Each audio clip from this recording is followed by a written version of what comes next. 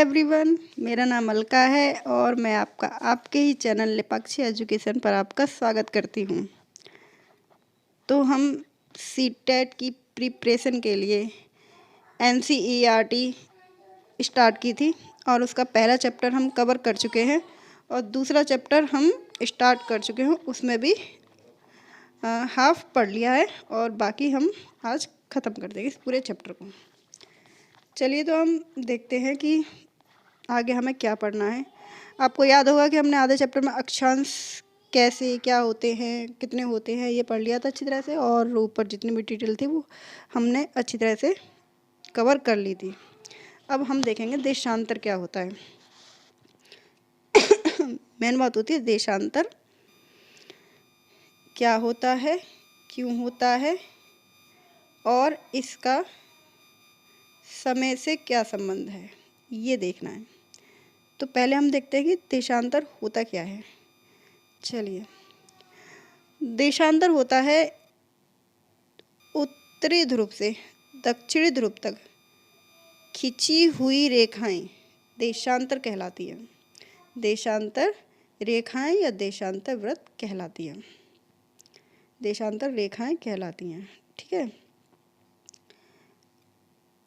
ये तो हुई देशांतर की। अब हमें जानना है कि ये देशांतर जरूरी क्यों होती है, ये देशांतर रेखाएं क्यों जरूरी होती है, हमें इसकी ज़रूरत क्यों पड़ी। एक बात और है कि ये जो देशांतर रेखाएं हैं असल में ये ग्लोब पर ही हैं, पृथ्वी पर नहीं है। ये काल्पनिक रेखा है।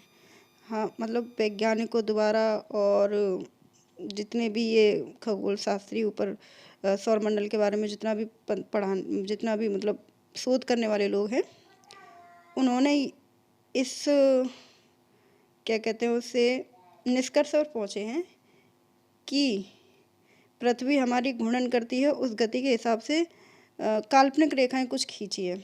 उन्हीं को एक हम अक्षांश के रूप में पढ़ते हैं और देशांतर के रूप में पढ़ते हैं, देशांतर के रूप में समझते हैं, ठीक है। अब हम देख लेते हैं कि इसकी ज़रूरत क्यों पड़ती है। आपको समझ में आ गया देशांतर क्या होती है। ये जो खिंची हुई रेखा है इन्हीं को हम देशांतर कहते हैं। आगे देखते हैं ये क्या कह रहे हैं। प्रशांत महासागर में टोंगा द्वीप और ये हिंद महासागर में मॉरिशस द्वीप जो है वो एक ही अक्षांश पर है, 20 डिग्री दक्षिण पर स्थित है। अब ये हम कैसे पता लगाएंगे कि मतलब सही लोकेशन इसकी कैसे है, उसी के लिए हम आगे समझते हैं कि कैसे पता लगाते हैं, कैसे पता लगाएंगे। तो आप ये समझिए कि इसको हम इसमें जो बुक में लिखा है उसे हम बाद में देखते हैं, पहले हम अपना देखते हैं, फिर इस बुक की भी देखेंगे क्या लिखा है। तो पहले मैं आपको समझाने की कोशिश करती हूँ इस ग्लोब के माध्यम से, ठीक है। तो अब आप ये समझिए कि अक्षांश रेखा है वो यहाँ से स्टार्ट होती हैं और पूरी पृथ्वी का चक्कर लगा के यहीं पर ख़त्म होती है, ठीक है। और जो देशांतरी रेखा है वो उत्तर ध्रुव से स्टार्ट होती हैं और दक्षिण ध्रुव पर ख़त्म होती हैं। अब ये ज़रूरी क्यों है इसके बारे में देख लेते हैं। मैं आपको एक ग्राफ बना के बताती हूँ, तब आपको ज़्यादा बेटर समझ में आएगा। तो हम पहले समझते हैं, ये आपकी देशांतर रेखाएं हैं 1 2 3 4 और 5। ऐसे ही हम अक्षांश रेखाएं खींचते हैं। अक्षांश रेखाओं को हम समानांतर रेखाएं बोलते हैं क्योंकि इनके बीच की दूरी समान होती है, ठीक है। ये हमारी रेखाएं हो गई। अब हम देखते हैं ये 0 डिग्री पर है, ये 0 डिग्री पर है, ये 1 है, ये 2 है, ये 1 है, ये 2 है और ये विषुवत रेखा है, इसको समझ लेते हैं। और ये 1 है और ये 2 है और ये 1 है और ये 2 है और 1 2 और ये 1 और ये 2। अब ये आप समझ लीजिए ऐसे है, ये आपको समझ में आ गया। ये मतलब ऐसे ये अक्षांश रेखाएं हैं लेटी हुई और जो खड़ी हुई हैं वो देशांतर रेखाएं। बीच की जो रेखा है वो 0 डिग्री पर है और फिर इनको ये आगे 1 डिग्री, वो 1 डिग्री 2 डिग्री ऐसे है।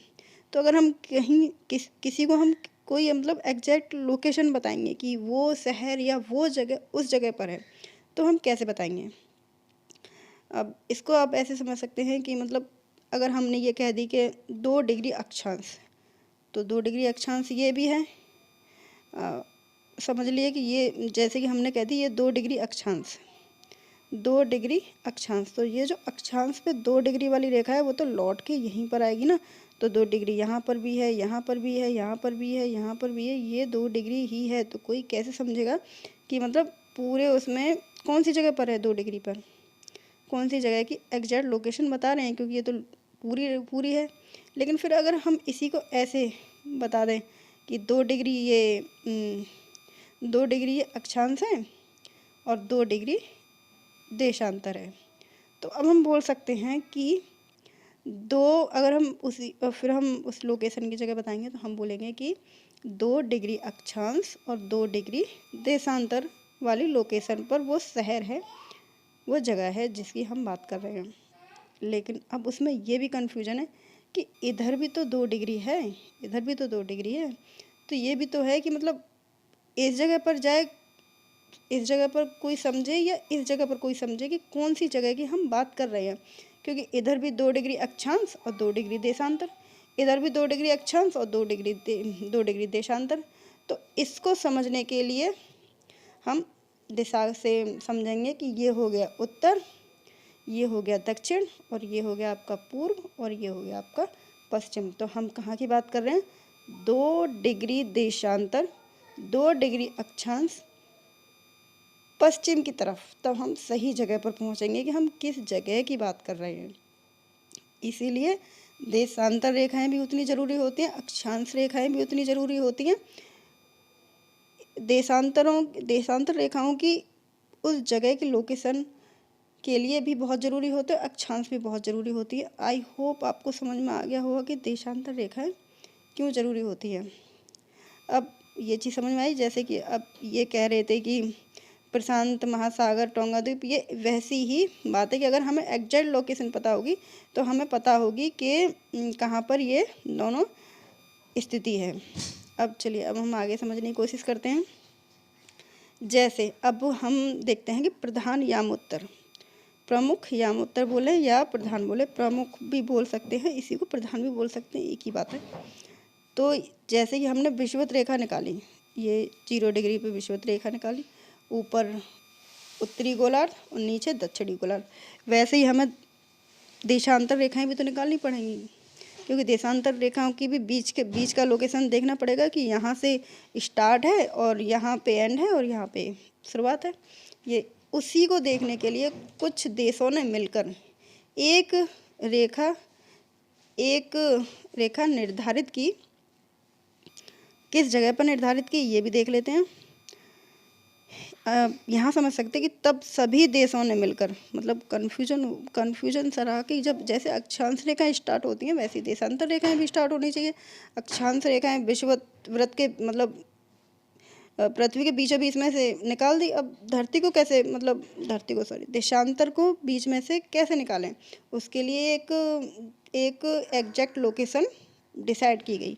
वो लोकेशन कौन सी थी? ग्रीनिच है, ब्रिटिश राजकीय वेधशाला है वहाँ पर। वहीं से सब देशों ने मिलकर डिसाइड करा कि यहाँ से बीच में से निकलेंगी और यहीं से जो देशांतरी रेखाएं हैं उनको गिना जाएगा। तो अब आप ये देख सकते हैं कि ये है आपकी ग्रीनविच वाली प्रधान रेखा या प्रमुख रेखा, ये है 0 डिग्री पे। जैसे ये विषुववृत्तीय इसी को बोलते हैं विषुववृत्तीय, ये जो 0 डिग्री पर है वैसे ही ये भी 0 डिग्री पर है। तो इधर की तरफ जाने वाली पूरब की तरफ, इधर को जाने वाली पश्चिम की तरफ, ये सभी जो रेखाएं हैं वो देशांतरी रेखाएं इधर की तरफ। इसको बोलेंगे हम पूर्वी गोलार्ध और इसको बोलेंगे पश्चिमी गोलार्ध।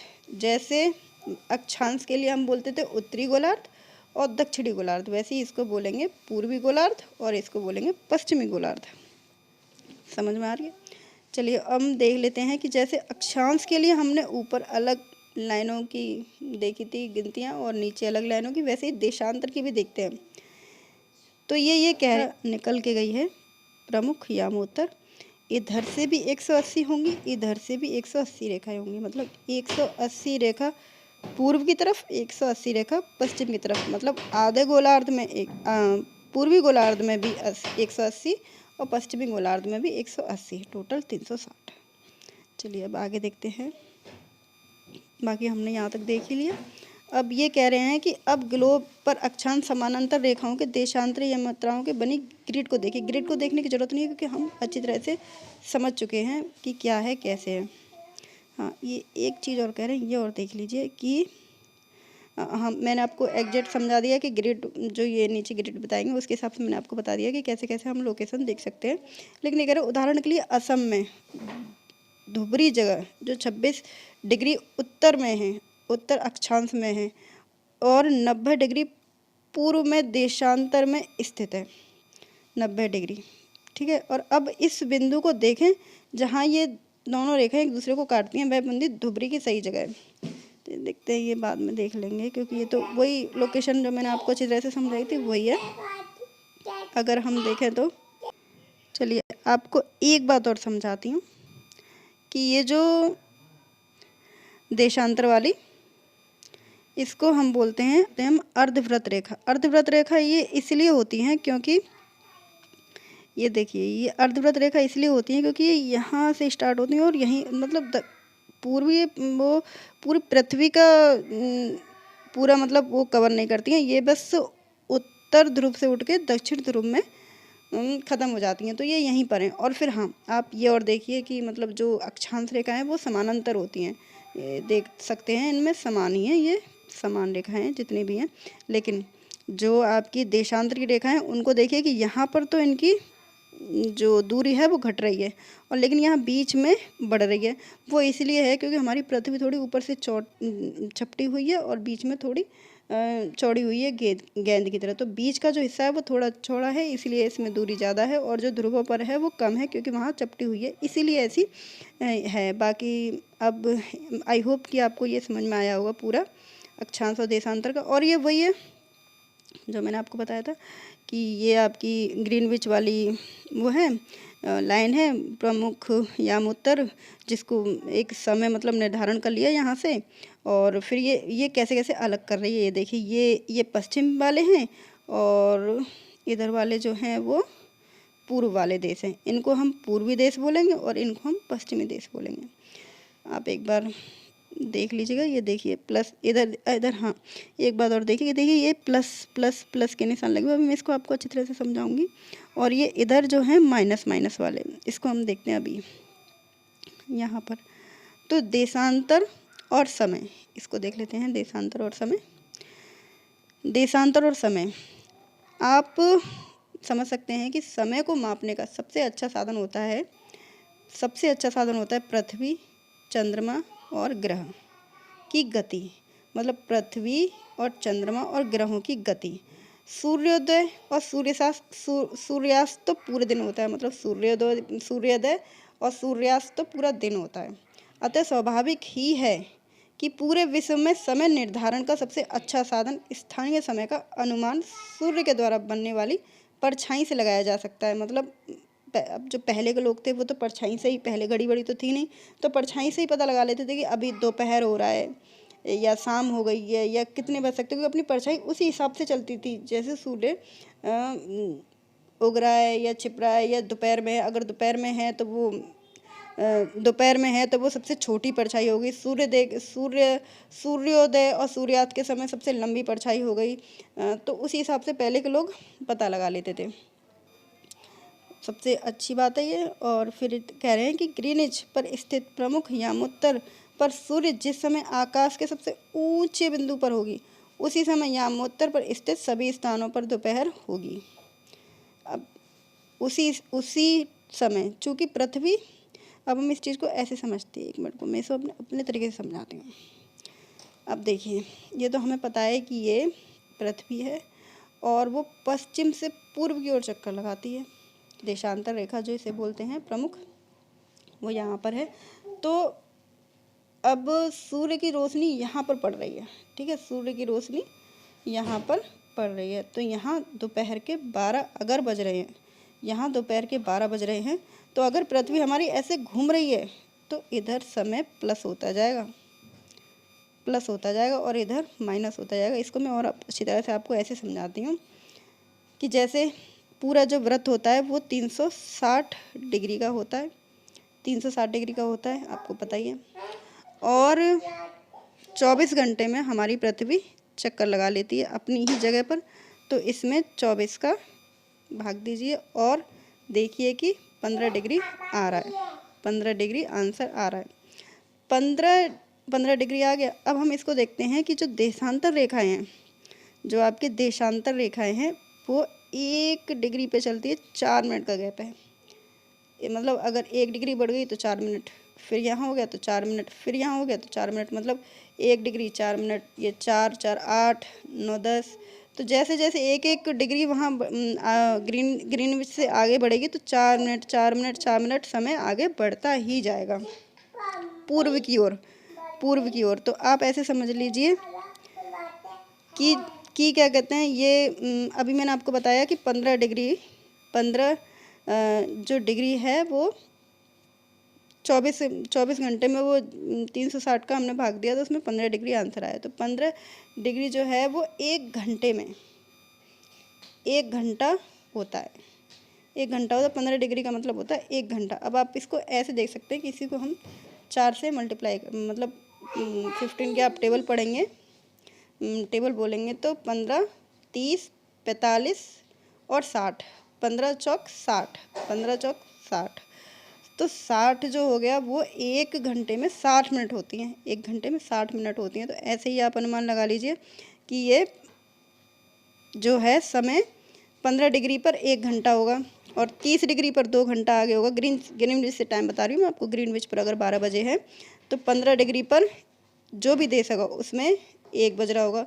30 डिग्री पर जो भी आगे समय देश होगा उसमें 2 बज रहे होंगे। ऐसे ही करके उधर की तरफ, पूर्व की तरफ समय आगे बढ़ता जाता है, बढ़ता जाता है, बढ़ता जाता है। लेकिन जो हमारी पृथ्वी ऐसे घूम रही है, पश्चिम ऐसे करके घूम रही है, तो यहाँ पर समय घट रहा है। इधर प्लस हो रहा है, इधर प्लस हो रहा है, तो इधर माइनस हो रहा है, माइनस हो रहा है। अगर यहाँ 12 बज रहे हैं, अगर यहाँ 12 बज रहे हैं 0 डिग्री पर, तो यहाँ 15 डिग्री पर 1 बजेगा और यहाँ 15 डिग्री पर 11 बजेंगे। 1 घंटा पीछे, यहाँ माइनस और यहाँ प्लस। ये 15 डिग्री प्लस में तो 1 बज रहा है, माइनस में तो 11 बज रहा है। अगर इधर प्लस में 15 डिग्री है तो यहाँ 2 बजेगा और यहाँ माइनस में अगर 15 डिग्री है, जहाँ भी 15 डिग्री है वहाँ पर 10 बजेगा। मतलब इधर समय घटता है, इधर समय पूर्व में समय प्लस होता है और पश्चिम में समय घटता है। चलिए हम अब इसको देखते हैं कि भारत में कैसे है, भारत को हम मतलब कैसे निकाल सकते हैं। तो मैंने आपको बताया कि जो 15 डिग्री पर 1 घंटा हो जाता है। तो उस हिसाब से आप देखिए कि हमारी जो भारत की हमारे भारत में भी एक मानक संख्या ली गई है, क्योंकि दिक्कत होती है अगर रेलगाड़ी, यहाँ रेलगाड़ी वाला इन्होंने वो भी बताया है कि उदाहरण के लिए बहुत से देशांतरों से होकर गुजरने वाली रेलगाड़ियों के लिए समय सारणी तैयार करना बहुत कठिन हो जाता है। भारत में गुजरात के द्वारका तथा असम के डिब्रूगढ़ के स्थानीय समय के लगभग 1 घंटा 45 मिनट का अंतर है। मतलब ये कह रहे हैं कि जहाँ यहाँ असम है, यहाँ पर असम है और यहाँ गुजरात है, यहाँ असम है और यहाँ गुजरात के द्वारका है। तो इन दोनों के समय में 1 घंटा 45 मिनट का अंतर है। अगर यहाँ आपके 12 बज रहे होंगे तो यहाँ 1:45 हो रहे होंगे। अब आप अंदाज़ा लगा लीजिए कि मतलब इतना फ़र्क है अपने ही इंडिया में। इसीलिए यह आवश्यक है कि देश के मध्य भाग से होकर गुजरने वाली किसी यामोत्तर स्थानीय समय को देश का मानक समय मान लिया जाए। तो फिर हमने उस लाइन को माना कि इलाहाबाद में मिर्ज़ापुर में एक नैनी नाम की जगह है, वहाँ से यामोत्तर हमने मानक समय मान लिया। ये 82.5 डिग्री पर है, 82.5 डिग्री पर है ये। तो यहाँ से आराम से हम इधर का समय भी पता कर, अगर हम यहाँ का समय लेते हैं तो इधर के लिए भी सही है और इधर के लिए भी सही है। तो ये ऐसे लेते हैं। अब हम देखते हैं कि हमारी जो क्या कहते हैं ग्रीनविच के हिसाब से हमारे देश में कितना फ़र्क है। मैंने आपको बताया था कि वहाँ पर अगर 12 बज रहे हैं तो 15 डिग्री पे 1 घंटा आगे बढ़ जाएगा, 30 डिग्री पे 1 घंटा आगे बढ़ जाएगा, 30 और ये आपका 45 पे आपका 3 घंटा बढ़ जाएगा। ऐसे ही करके तो आप देखिए कि 75 पे पूरे 5 घंटे हो रहे हैं, 75 डिग्री पे पूरे 5 घंटे हो रहे हैं। तो ये आगे है, तो यहाँ से हो गया। फिर अब हमारे पास कितना 82.5 डिग्री है, तो हम उसमें अपने 30 मिनट और ऐड कर दीजिए। 30 मिनट और ऐड कर दीजिए, तो जो हमारा समय है 5 घंटे 30 मिनट, मतलब 5.5 घंटे समय आगे है। अगर क्या कहते हैं वहाँ लंदन में अगर 12 बज रहे हैं, तो अपने यहाँ 5:30 बज रहे होंगे।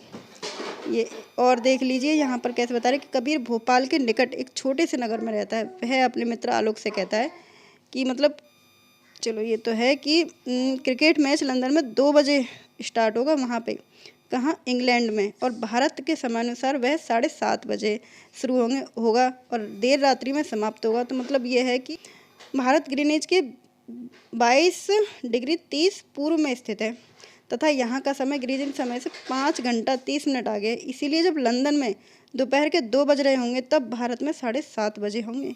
कुछ देशों में देशांतरीय विस्तार अधिक होता है, जिसके कारण वहाँ एक से अधिक मानक समय अपनाए गए। उदाहरण के लिए रूस में 11 मानक समय अपनाए गए हैं। ये नोट कर लेना कि रूस में 11 मानक समय अपनाए गए हैं। पृथ्वी को एक एक घंटे में 24 घंटे पृथ्वी को एक एक घंटे वाले 24 समय क्षेत्रों में बांटा गया है। इस प्रकार प्रत्येक समय क्षेत्र में 15 डिग्री देशांतर तक के क्षेत्र को घेरता है। अब आपको आई होप समझ में आया होगा, मैंने सही समझाया है। और ये हमारा चैप्टर भी ख़त्म है। कल हम चैप्टर 3 स्टार्ट करेंगे। अच्छा लगा हो और आपको सही लगा हो तो प्लीज़ मुझे मोटिवेट कीजिए और मेरे चैनल को लाइक कीजिए, सब्सक्राइब कीजिए और हो सके तो इसे शेयर भी कीजिए। और अगर आपको कोई कुछ लग रहा हो, मतलब यहाँ मैं गलती कर रही हूँ या कुछ मतलब ये सही नहीं है, तो प्लीज़ नीचे कमेंट में मुझे बताइए। चलिए ठीक है, तो इसी के साथ मैं आपसे विदा लेती हूँ। ठीक है, धन्यवाद।